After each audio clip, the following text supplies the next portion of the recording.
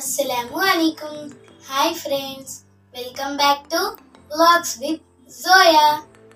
ఈ రోజు నేను ఒక మోటివేషనల్ అండ్ మోరలైజ్డ్ స్టోరీతో మీ ముందుకు వచ్చేసాను.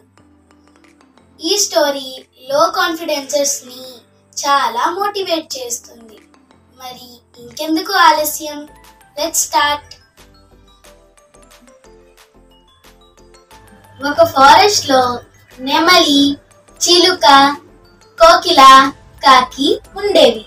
ఒకరోజు కాకి కోకిలతో ఇలా అంది, నేను చాలా నల్లగా ఉంటాను, నా వాయిస్ కూడా అస్సలు బాగోదు. నీ వాయిస్ చాలా స్వీట్ గా ఉంటుంది, నాకన్నా నీ లైఫే చాలా బెటర్ అని అంది. వెంటనే కోకిల, నా వాయిస్ చాలా స్వీట్ గా ఉంటుంది కానీ నేను నీకన్నా చాలా నల్లగా ఉంటాను, అందుకే మన ఇద్దరి లైఫ్ కన్నా చిలుక లైఫే చాలా బెటర్. ఎందుకంటే తను చాలా అందంగా ఉంటుంది, నా వాయిస్ కూడా బాగుంటుంది అని అంది.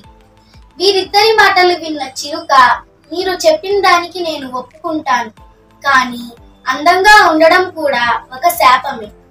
నేను చాలా అందంగా ఉండడం వలన అందరూ నన్ను పంజరంలో బంధించి వారి వారి ఇంట్లో పెట్టుకుంటారు.